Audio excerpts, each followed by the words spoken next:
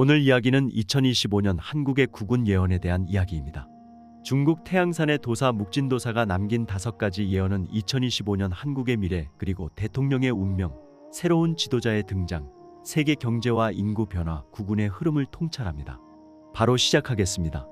중국의 태양산 그 깊은 골짜기의 사람들은 한 도사가 은거하고 있다는 말을 오래전부터 전해 들었다. 이름도 나이도 모른다. 그저 그는 묵진도사라 불린다. 검은 먼지를 뒤집어 쓴 채 천하사를 점치는 노인. 그를 실제로 본 사람은 손에 꼽힌다. 그러나 이따금씩 그의 말은 세상을 돌아다녔고 한 번도 틀린 적이 없었다고들 한다. 문득 1997년 아시아의 바람이 꺾이던 해에도 그는 예언을 남겼다. 사방에 물이 빠지면 바닥에 돌이 드러날 것이다. 그 말은 외환위기를 앞두고 남긴 한마디였다. 그리고 이번 해 그는 다시 말을 남겼다. 을사년을 맞는 조선의 흐름이 크게 꺾일 것이다. 2025년 을사년, 그가 27년 만에 다시 말문을 열었다는 소식은 조용히 입에서 입으로 전해졌다. 예언은 모두 5가지. 그는 그것을 한문으로 써내려가 남겼고 이를 다시 번역한 제자가 한국어로 옮겼다. 이제 그가 남긴 2025년 한국의 국운 예언, 그 기묘한 예언을 하나씩 소개한다. 제1예언, 짐을 지는 자. 국운의 물꼬가 거슬러 오를 때 민심은 있고 권자에 안긴 자의 그림자는 어둡도다. 그러나 하늘은 노하지 않았고 땅은 숨을 멈추지 않았으니 때이른 여름 장마의 벼락을 맞는 이는 스스로의 죄업을 등에 지고 성문을 스쳐 나아갈 것이다. 사람들이 울고 무리들이 고개를 젖히나 그 자는 나를 거두소서라 말하고 감옥의 문을 스스로 밀어 연다. 이는 짐을 짊어진 자의 의지요 훗날 이 땅의 균형을 바로잡으려는 고요한 발걸음이니라. 이 예언은 분명하게 말하고 있다. 2025년 한국의 지도자 한 사람이 감옥에 들어간다. 많은 이들은 분노하기보단 슬퍼한다. 왜냐하면 그는 끝까지 부정하거나 도망치지 않는다. 자신의 책임을 짊어지고 스스로 감옥으로 향한다. 도사는 이 인물을 짐을 지는 자라 불렀다. 그가 짊어진 것은 죄가 아니라 운명이었다. 한국이라는 배의 균형추, 혼란을 잠재우는 첫 시작으로 그는 스스로를 던졌다. 그 순간이 바로 2025년 국운의 방향이 바뀌는 전환점이었다. 이것이 바로 묵진도사의 첫 번째 예언이다. 제2예언, 그림자 속의 핀 꽃.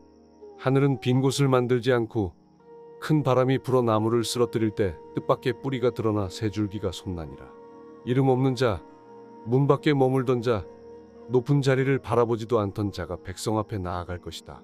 그의 말은 짧고 눈은 깊으며 행실은 곱고 무릎 아래 사람을 차별치 않으니 사람들은 처음엔 그를 의심하다가 어느 날 갑자기 그 사람이요 하고 입을 모은다.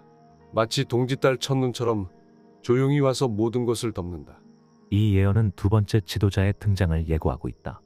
기존 정치권, 기득권, 언론 모두의 예상을 벗어난 인물. 도사는 이 인물을 문 밖에 머물던 자라 부른다. 권력에 대한 욕심 없이 조용히 살아온 사람. 그러나 국민이 먼저 손을 뻗어 그를 부르게 될 것이다. 그의 눈은 깊고 말은 짧다. 어디선가 본 듯하지만 누구도 정확히 기억하진 못한다. 그의 등장은 조용하나 결과는 혁명적이다. 이것이 바로 2025년 두 번째 한국 국운 예언의 핵심이다. 사람의 운도대를 따라 움직인다. 나라의 운도 마찬가지다. 그러나 세 번째, 네 번째 예언은 한 나라의 운을 넘어서 전 세계적인 흐름을 가리킨다. 묵진도사는 5 예언 가운데 2개를 한국이 아닌 지구 전체를 관통하는 흐름으로 남겼다. 그러나 그는 그것이 결국 한국에도 깊이 영향을 줄 것임을 강조했다. 그렇다면 이어서 세 번째 예언부터 들어보자. 제3예언, 땅의 줄기, 물의 가지가 끊어지다. 을사년이 지나며 사해의 금줄이 끊기고 흙을 파던 손은 허공을 더듬으며 곡식은 무르익지 못하고 시장은 바람만 분다. 금은 돌이 되고 이름난 집은 빈 깃발만 날리며 밤에는 등불 대신 촛농이 떨어지리라. 그러나 옛날 누에를 기르던 자는 지금 명주를 꺼낸다. 준비한 자는 줄어드는 틈에서 기회를 얻고 잠든 자는 그 집의 벽마저도 다른 이에게 내어주게 되리라. 이 예언은 그야말로 경제의 큰 격변을 예고한다.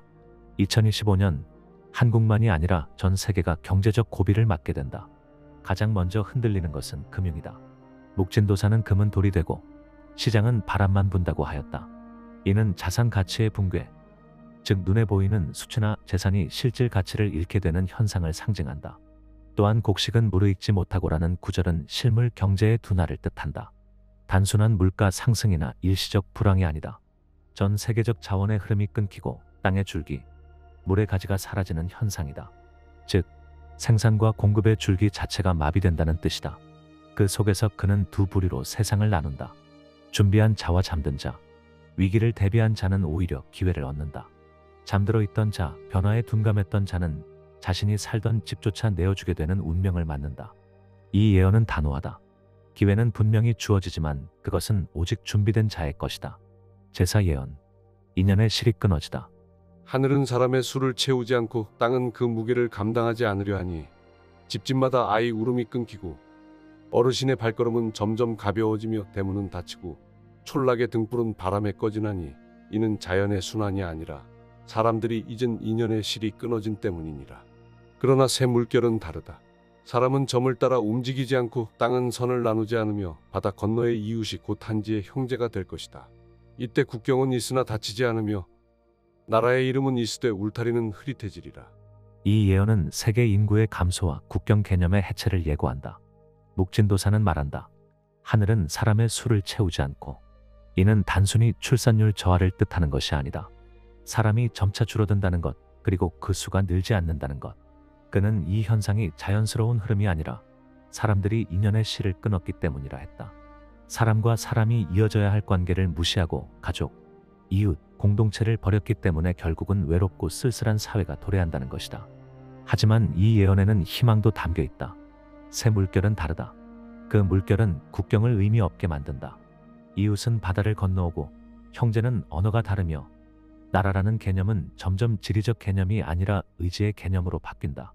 다시 말해, 이 예언은 인구 감소라는 위기와 국경의 해체라는 흐름을 동시에 보여주고 있다.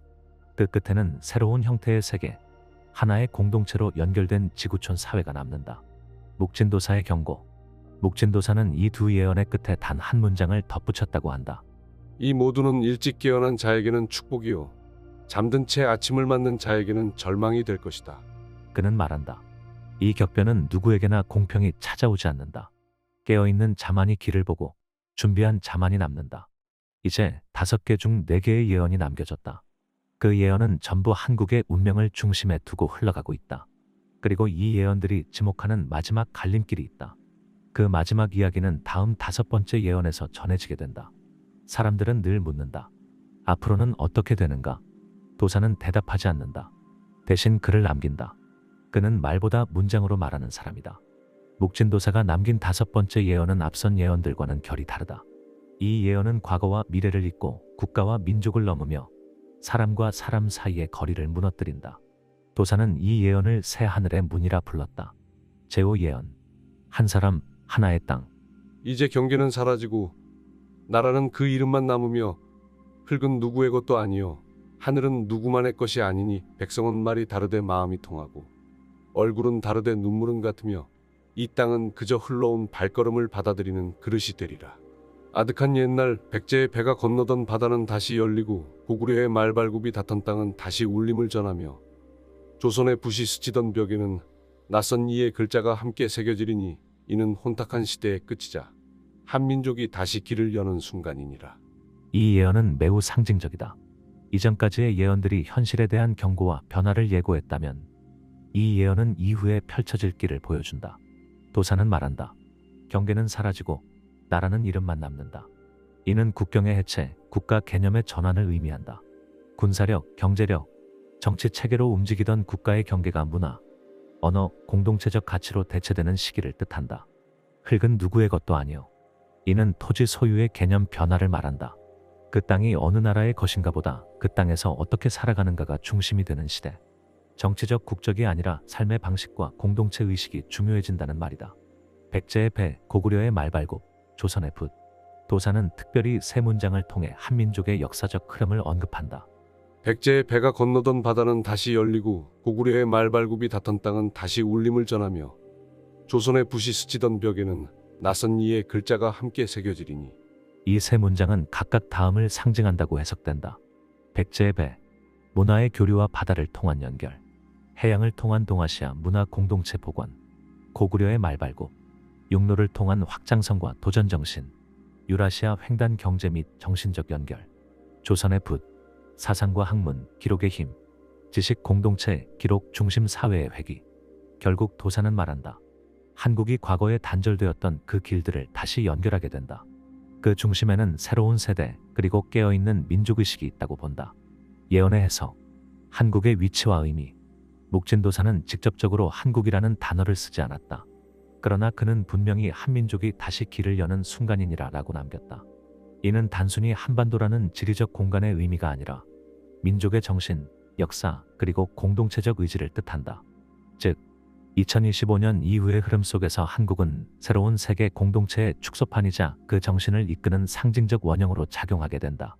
그동안 분단, 갈등, 역사 왜곡, 정치 혼란 속에서 끊어졌던 정체성이 이제는 세계 속 새로운 중심성으로 변화하는 것이다. 묵진도사의 마지막 문장. 묵진도사는 5번째 예언의 말미에 이런 문장을 남겼다. 때는 을사년이라. 하늘은 다시 처음을 열며 한국은 문을 닫지 않고 오히려 남은 이들을 품게 될 것이니 이것이 세운의 시작이라. 그는 말한다. 2025년 을사년. 그 해는 단순히 격변의 해가 아니라 한국이라는 그릇에 새 운명이 담기기 시작하는 해라는 것이다. 이제 5개의 예언은 모두 전해졌다. 2025년 한국은 흔들리고 깨어나며 다시 하나가 되어가는 여정에 들어선다. 도사는 그 여정을 한 줄의 문장으로 정리했다. 예언은 글에 남겼으나 길은 사람이 걷는다. 그 길을 우리는 지금 바로 이 을사년을 걷고 있다. 이 모든 예언은 2025년 을사년을 기점으로 한국의 국운이 바뀐다는 것입니다. 그 과정에서 대통령의 운명, 새로운 지도자의 부상, 경제 대전환, 인구 구조의 급변, 그리고 국경이 사라진 하나의 세계 공동체를 향해 나아간다는 내용이었습니다. 도움이 되셨다면 구독과 좋아요를 눌러주시고 댓글로 의견을 남겨주세요. 시청해주셔서 감사합니다.